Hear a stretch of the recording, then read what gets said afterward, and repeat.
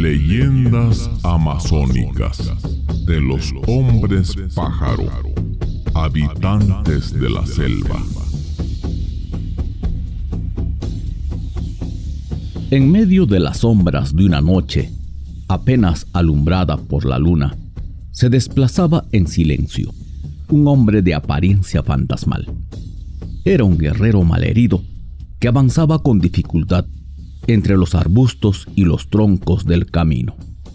Volvía de una batalla en la que solo él había sobrevivido.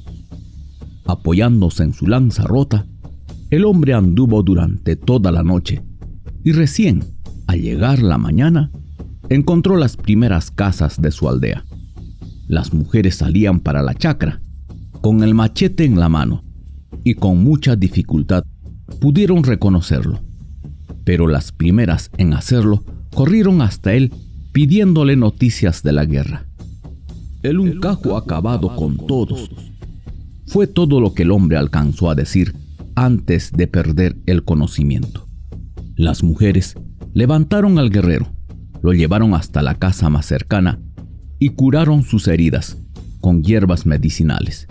Le dieron a beber masato bien espeso, y esa bebida de yuca lo ayudó a restablecer sus fuerzas.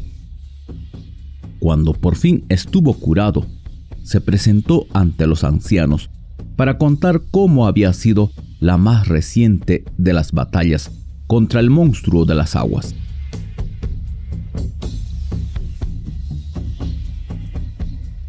Al principio de los tiempos, cuando muchas de las cosas no terminaban de ser como son ahora, el río Amazonas tenía por amo a un terrible cangrejo gigante. Lo llamaban Uncajo. Era cruel, no permitía que nadie se acercara a las aguas, y si alguien se atrevía a desafiarlo, lo atrapaba entre sus tenazas, lo cortaba por mitad y lo devoraba lentamente. Durante mucho tiempo, la gente de la aldea había intentado destruirlo, pero todos sus esfuerzos fueron inútiles. Uncajo parecía conocer cada movimiento de ataque de los aldeanos y los sorprendía con un feroz contraataque. La última batalla no había sido muy distinta de las demás. Se habían reunido los guerreros más ágiles, aquellos que eran capaces de desplazarse de un lado a otro con tal velocidad que parecían rayos de luz. Agazapados entre los árboles y con sus lanzas en posición de ataque, quedaron quietos esperando que Uncajo se asomara en la superficie del agua. De pronto, ¡plin, plin, plin!, empezaron a reventar burbujas en el centro del río. Los hombres imaginaron que los enviados del monstruo estaban llegando, y sin dar tiempo a que terminara de salir a tierra, se lanzaron contra ellos. Con la velocidad de su movimiento, los guerreros no tuvieron tiempo de darse cuenta de que, escondido debajo del agua, los esperaba el cangrejo. Uno a uno los hombres caían en las tenazas de Uncajo, mientras se sumergían en el río. Cuando los hombres que quedaban en tierra advirtieron lo que ocurría, más de la mitad de los atacantes habían muerto. Una vez más, habían sido vencidos por el depredador que dominaba el Amazonas. La misma suerte corrieron los hombres más valientes de la aldea.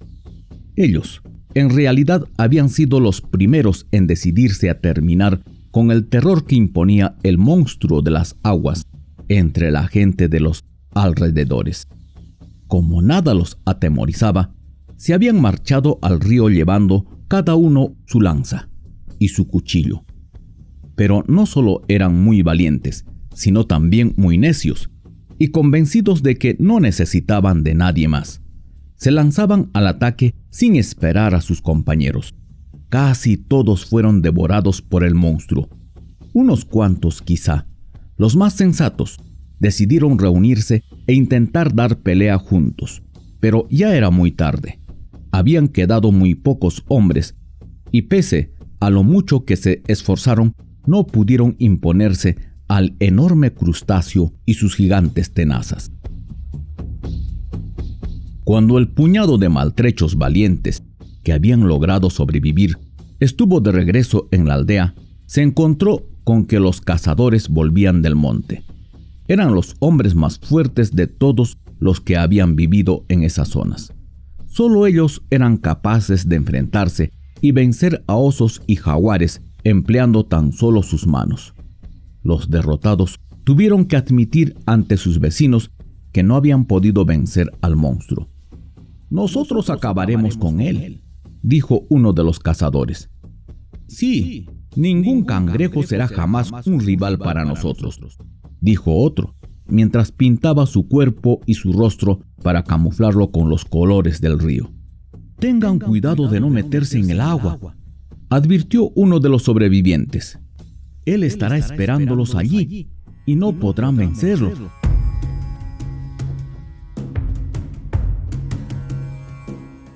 Confiados en la resistencia de sus cuerpos, los cazadores marcharon en busca de un caco, sin imaginar lo que les esperaba.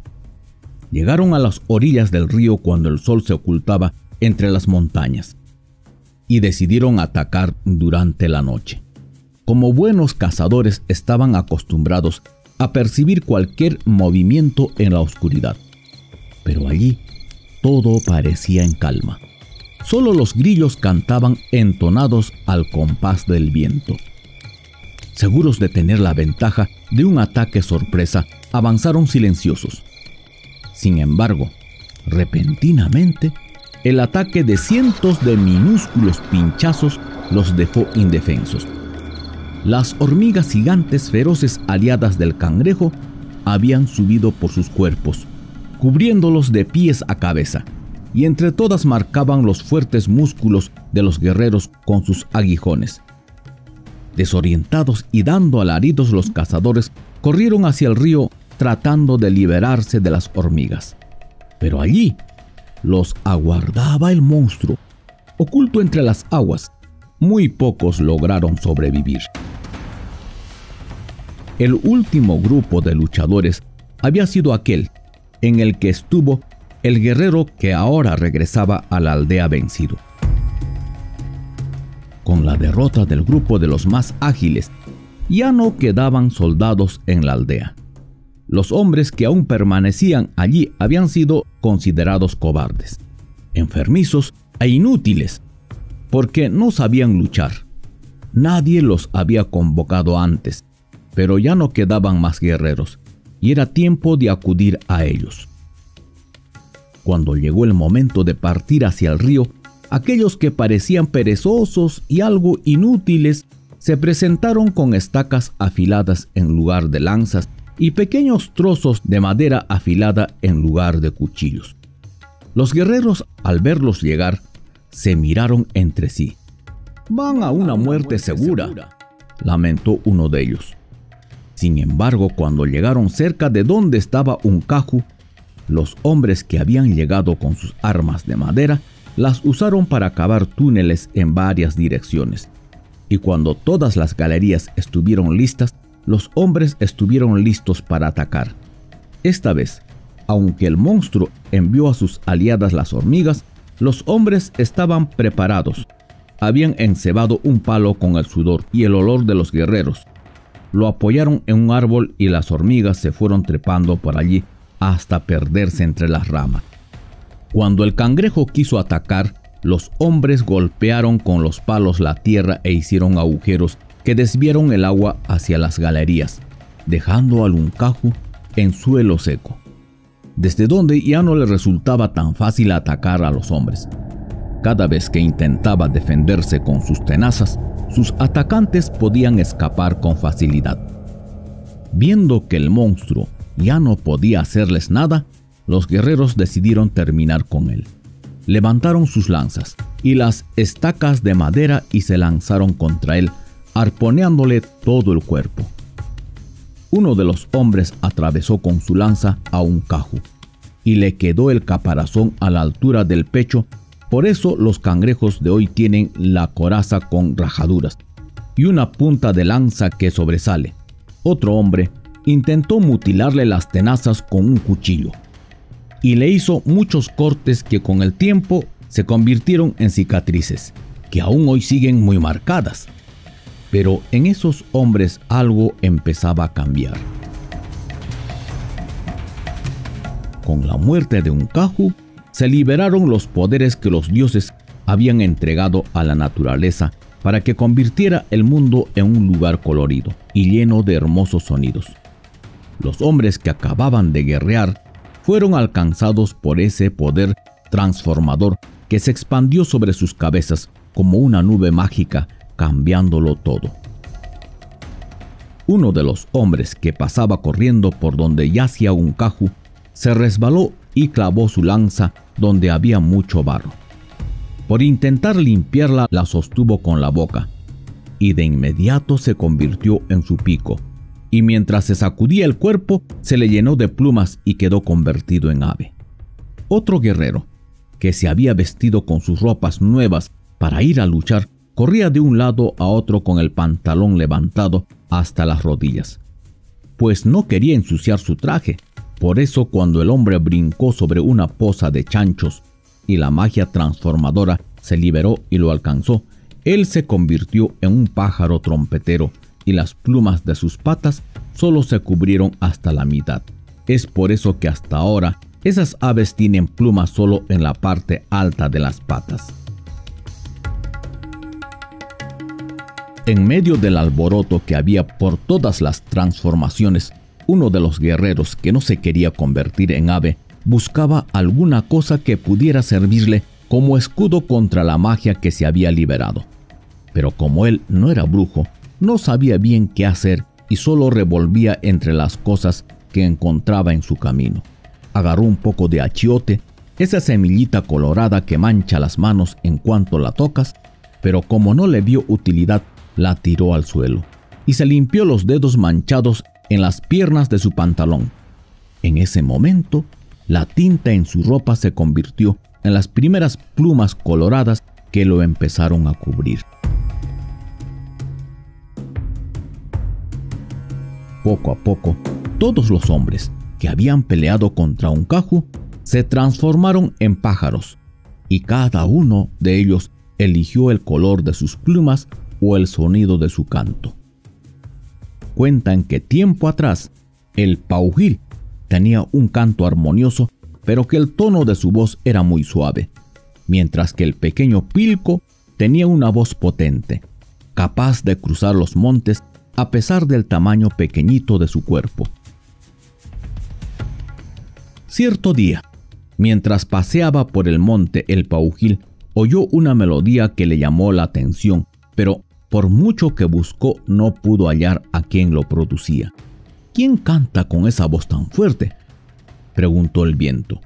Cruza el monte y tras la quebrada lo hallarás, le respondió.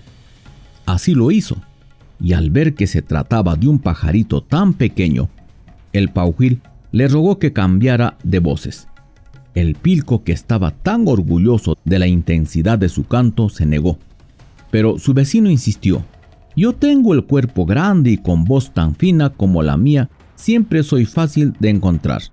La gente se la pasa halagando mi voz y por eso no puedo cantar sin ser interrumpido. En cambio tú, que eres tan pequeño, con solo posarte entre las hojas nadie sabe dónde estás.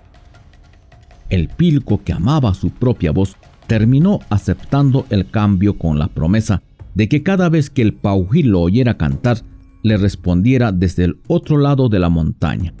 Así ambos podrían entretenerse con el sonido de sus antiguas voces. Desde entonces, hay quienes aseguran que cada vez que canta un pilco a la distancia, está un paujil respondiéndole. Además, hace mucho tiempo, no solo las aves podían cantar. Dicen que cuando el tapir todavía era gente, tenía una voz encantadora que acompañaba con el sonido de su flauta, a diferencia de su vecino, un pájaro simple que no sabía cantar. Un día en que el tapir entonaba sus melodías favoritas, su vecino le pidió que le preste su flauta. Después de tantos ruegos, el tapir aceptó, con la condición de tenerla pronto de regreso. El vecino se comprometió a hacerlo, pero en cuanto tuvo la flauta, se la puso en la boca y comenzó a aletear hasta que salió volando de allí. Desde entonces el tapir tiene esa voz tan fea y el pájaro llamado flautero vuela tan alto para cantar. Dicen que todavía tiene miedo de que su antiguo vecino le reclame su flauta. El tiaxtic canta solo. Al menos eso dicen los ancianos, al hablar de los dos hermanos que se fueron de cacería, allá por los tiempos en que la gente se andaba transformando y solo volvió uno. Los jóvenes cazadores habían seguido el camino a la montaña que pasaba muy cerca del río, donde tiempo atrás sus parientes habían acabado con un caju. «Cuidado con caer en una de las galerías que cavaron los cuñados», dijo el mayor de los hermanos mientras avanzaba buscando sus presas.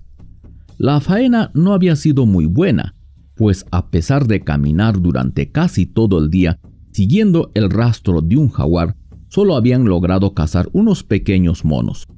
Casi llegaba la noche y los hermanos se encontraban hambrientos, cuando decidieron detenerse a comer la fruta que habían recogido en el camino. Mientras recogían la leña para encender el fuego, uno de los muchachos encontró un huevo azul y corrió con él donde su hermano, pues lucía apetitoso, pero fue rechazado. «Deja eso. ¿Cuándo has visto un huevo de perdiz como ese?», le dijo.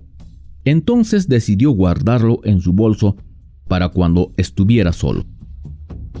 Después de cocinar algunos animales y beber un poco de masato, los hermanos se dispusieron a dormir. El muchacho pensó que era el momento oportuno para comer con tranquilidad el huevo que había recogido en el camino. Lo asó al fuego y apenas le había dado un mordisco, cuando le pareció que tenía un sabor extraño y sintió que le producía mucha sed, y luego tanta hambre como si no hubiera comido en una semana entera. Cuando ya no quedaba nada de lo que había cazado durante el día, despertó a su hermano. «Tengo hambre y ya no queda nada que comer», dijo. Su hermano se dio vuelta para contestarle y se asustó al verlo ensangrentado de tanto morderse él mismo. Tenía los ojos salidos y todos los huesos se le habían juntado formando un cuerpecito muy pequeño y regordete. Los hermanos se dieron cuenta de que el huevo estaba hechizado. «Hermano, recoge los adornos y talismanes que tengo en mi casa y llévalos a la casa de nuestra madre. Bebe el masato que ha preparado y espérenme bailando que luego iré», dijo el hechizado al otro muchacho. Sin entender bien lo que pretendía lograr su hermano, el joven cazador hizo todo lo que le había pedido, aunque temía haber sido engañado solo para que se alejara del lugar y no viera morir a su compañero. Los familiares y los amigos estaban bebiendo y danzando tal como había sido el pedido, cuando el hechizado se presentó haciendo sonar los adornos del traje de fiesta. El recién llegado se unió a la alegría de los que estaban en la casa. Bebió y bailó hasta que el nuevo día se anunció. Con los primeros rayos del sol, el hechizado comenzó a cantar con una voz que nadie le había conocido antes. «Cuando amanezca me echaré a volar. Cuando amanezca seré tiaxtic. Cuando amanezca partiré», repetía ante las miradas de sus hermanos que intentaban detenerlo. La transformación estaba en proceso. Las piernas se le acortaron y los pies se le adelgazaron, separándose en 4 dedos. Sus brazos se doblaron y se llenaron de plumas grises, y sus ojos saltones otra vez se redondearon bordeándose con una línea azul. Cuando el día terminó de clarear, el nuevo pájaro cantó y salió volando por entre las hojas del tejado. «Se ha convertido en un tiaxtic, una cuculí que anuncia el nuevo día», dijo la madre, algo triste porque su hijo se marchaba, pero contenta porque sabía que volvería cada mañana a avisarle que el día estaba por comenzar. A quien el nuevo día no parecía traerle buenas noticias era el tatasban, el pájaro carpintero que desde los tiempos en que se habían enfrentado al uncaju era buen amigo de un tucán, el Tsucancá. Había llegado una mañana mientras el pájaro carpintero, tuk tuk tuk, agujereaba el tronco de una palmera muy alta para construir su casa. ¡Qué bonita casa, vecino! ¿Cómo es que sabes hacerla tan bien?, preguntó el tucán. Cuesta mucho trabajo, vecino, es que uno debe trabajar solo, respondió el carpintero. El tucán, que no estaba muy interesado en aprender, puso mil excusas para explicarle por qué él no podía construir su casa y convencerlo de que le cediera la suya. «Sufro mucho porque no puedo hacer mi casa», se quejó con voz llorosa el tucán. «¿Podrías darme la tuya?». El carpintero, que se había dejado convencer por los halagos de su vecino, no lo pensó mucho y le cedió con gusto su casa. Su vanidad le hacía imaginar que su vecino quedaría fascinado por la cómoda y caliente que la había construido, y cada vez que se cruzaran le agradecería por la bonita casa que le había dado. No muy lejos de ese árbol había otro un poco más pequeño y delgado que el viento de la tarde mecía un poco más fuerte, pero al carpintero le pareció perfecto. Así no estaría muy lejos de su vecino agradecido. Luego de trabajar todo el día picando el tronco, en la noche ya estaba en su nueva casa. El pobre carpintero estaba muy cansado y le dolía tanto el pico y la cabeza que se acurrucó a dormir sin cenar. Pasaron varios días sin que los vecinos se encontraran. Cada mañana el tucán evitaba pasar por la casa del carpintero para evitarse el tener que saludarlo. Y el carpintero estaba siempre tan entretenido reparando su casita que muy poco salía a pasear. Pero la temporada cambió y el tucán volvió a aparecer por la casa del pájaro carpintero. «Vecino, ¿cómo haces para mantener tu casa tan bonita? La que me diste ya está pudriéndose. ¿Dejarías que me quede con esta?», preguntó con voz lastimera el tucán. La soberbia del carpintero creció al creer que su vecino tendría que reconocer una vez más que él era el mejor. Nuevamente regaló su casa, aunque primero le advirtió que esa sería la última vez. Ya estaba cerca la noche y sin un techo en el cual refugiarse, el carpintero tuvo que revolotear un buen rato antes de encontrar un árbol propicio para construir su casa. Cuando por fin lo encontró, se trataba de un árbol seco, al borde de una laguna. El panorama lucía inigualable. El agua se mecía con un suave susurro arrollador. Y como estaba llegando la noche, la luna y las estrellas se reflejaban en la superficie, alumbrándolo todo alrededor. Este es un lugar perfecto. Nunca regalaré esta casa y me pasaré los días y las noches mirando la laguna y a la gente que pasa, se dijo a sí mismo mientras picaba el tronco. Como el árbol estaba seco, le costó un poco más de trabajo, por lo que recién cuando la noche había caído por completo y comenzaba a llover, el pájaro carpintero tuvo donde dormir. Se sintió afortunado por haber terminado a tiempo su nueva casa. Sin embargo, en pocos minutos, el viento comenzó a golpear los árboles con fuerza y a levantar la laguna en pequeñas olas alborotadas. El tronco seco en el cual el carpintero había creído encontrar su hogar se quebró y cayó en la laguna. La casa del pobre pájaro comenzó a inundarse con él adentro. Sin desesperarse, empezó a picar en el extremo seco y estuvo así casi toda la noche, hasta que logró traspasar todo el tronco y salir justo a tiempo, antes de que su efímero hogar terminara hundiéndose.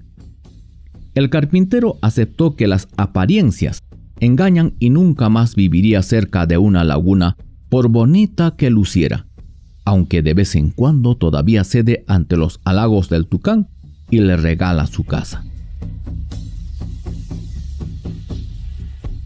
Pero si de apariencia se trata, nada mejor que la historia que contaban los ancianos de cuando el tatatao y el picaflor vivían como gente, trabajando la tierra y cuidando sus familias.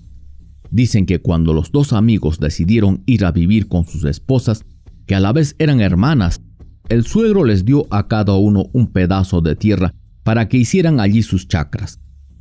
El picaflor era de cuerpo pequeño, medio endeble y muy silencioso, pero trabajaba sin descanso mientras limpiaba la maleza y arrancaba la hierba mala. El tatatao, que era 2 veces más alto y fuerte que su amigo, prefería hacer bromas ruidosas y entretenerse tirando piedras a la laguna antes que cansarse limpiando el terreno. Como el picaflor trabajaba rápido y no se entretenía en el camino, volvía a su casa temprano, pero eso hacía que todos pensaran que trabajaba poco y por tanto era perezoso. La gente lo miraba de mala gana y su esposa se sentía avergonzada. Por eso cada vez que pedía masato se lo servían sin mucho cuidado y mezclándolo con bastante agua. Al tatatao, en cambio, le gustaba quedarse a dormir la siesta cerca de la laguna, y para cuando despertaba ya se había hecho de noche. A esa hora volvía a su casa, aparentando estar muy cansado. Su mujer le servía el masato más espeso que había y lo atendía con lo mejor de la cocina, antes de ir a alardear de su marido frente a su hermana.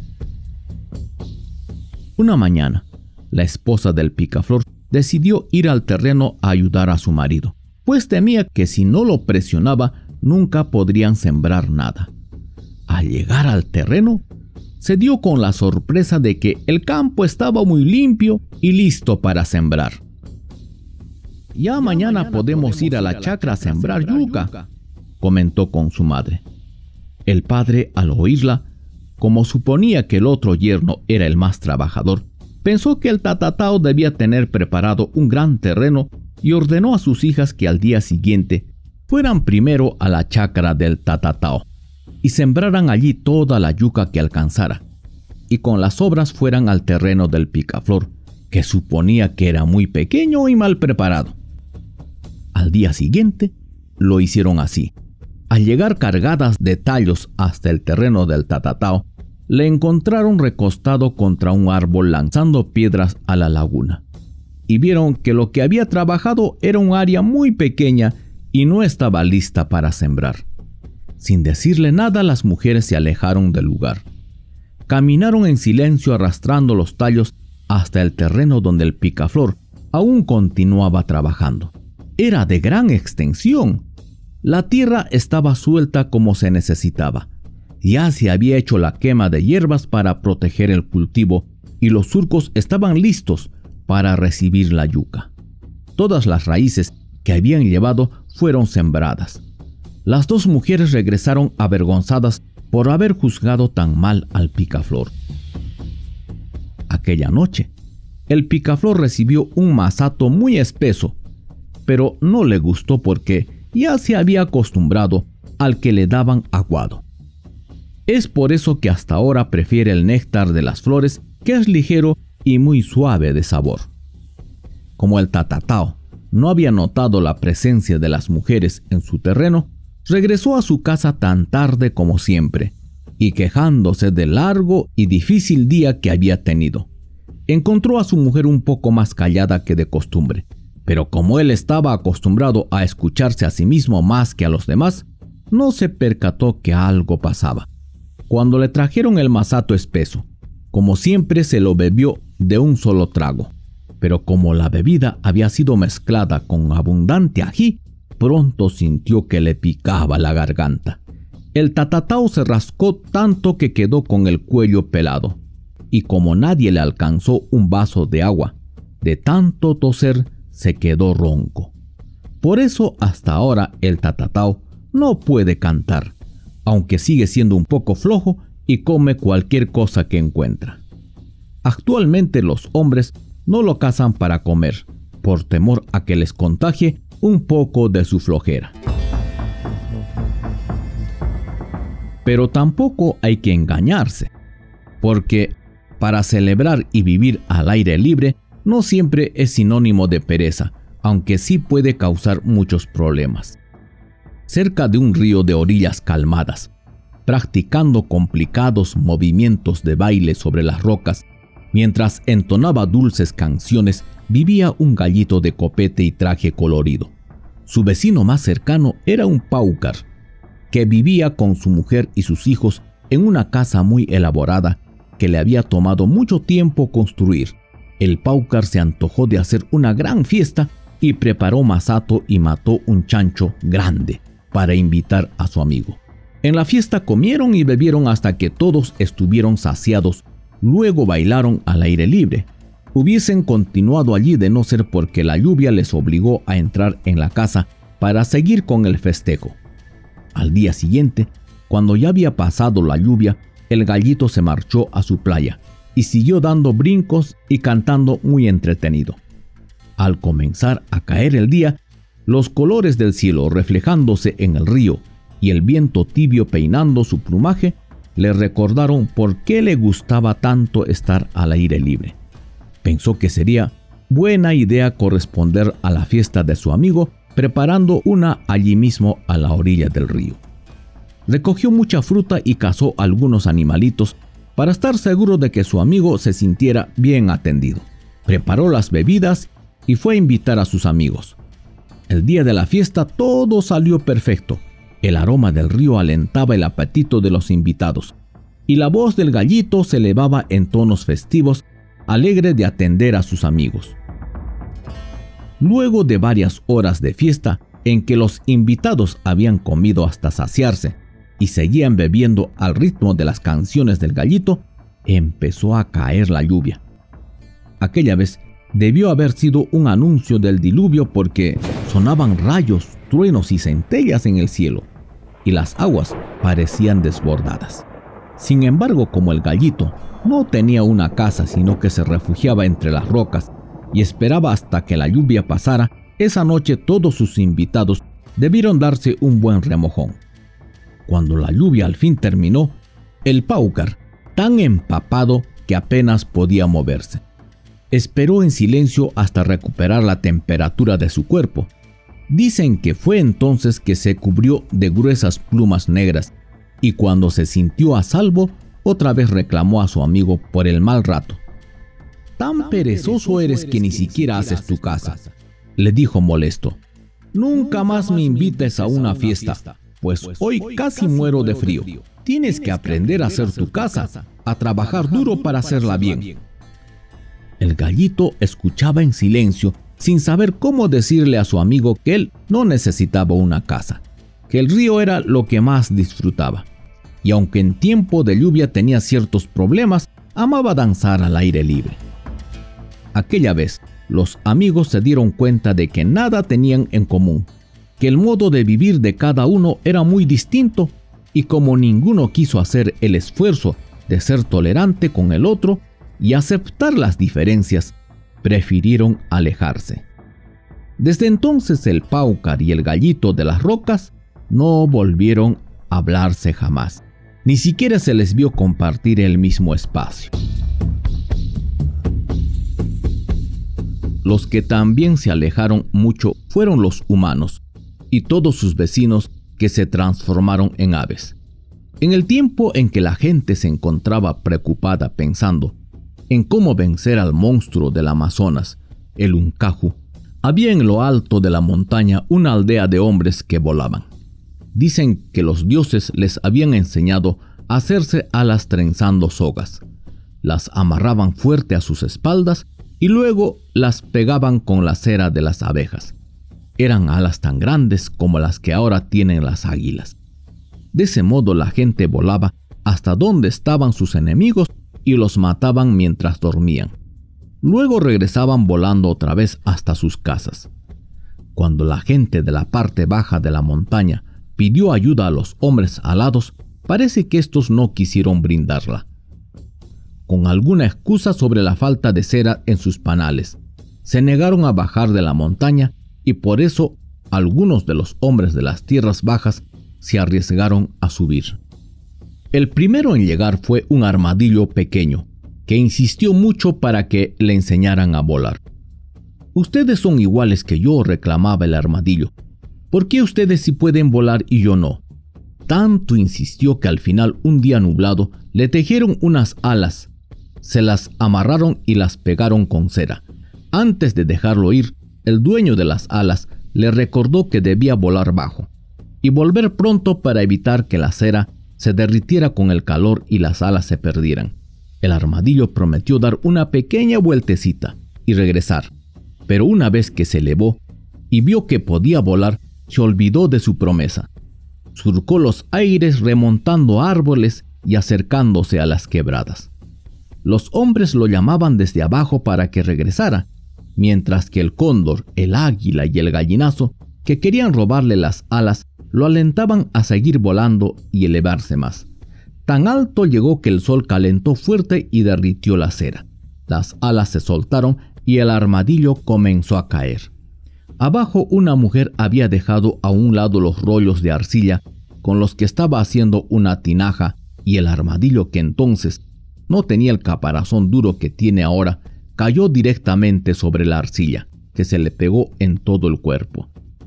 El águila y el cóndor, que estaban cerca de donde el armadillo perdió las alas, dieron un brinco y se pegaron las alas antes que nadie más pudiera quitárselas. En esos tiempos, el águila y el cóndor tenían las alas pequeñas, y desde entonces cuentan que las tienen enormes. Etza, que era el señor de todas las cosas, había dispuesto que las personas tuvieran alas prestadas para no cansarse caminando y cargando cosas, pero como el armadillo las perdió, el hombre nunca más volvió a tener alas. Cuando la gente de las tierras bajas luchó contra el demonio de las aguas y pudo vencerlo, al organizarse y trabajar en conjunto, Etza los premió dándoles alas para que pudieran volar. Durante el tiempo de las transformaciones, las gentes que habían querido volar se convirtieron en pájaros y no tuvieron que cansarse más. Sin embargo, como los habitantes de las tierras altas no habían querido ayudar en la guerra contra un caju y no habían cuidado con esmero las alas que les habían enseñado a tejer, nunca más pudieron volar. Desde entonces los hombres deben cansarse caminando de un lado a otro, y sus espaldas se pelan con el peso de la carga que deben transportar. Así lo decidió el viejo Etza en aquellos tiempos, y así ha sido hasta hoy.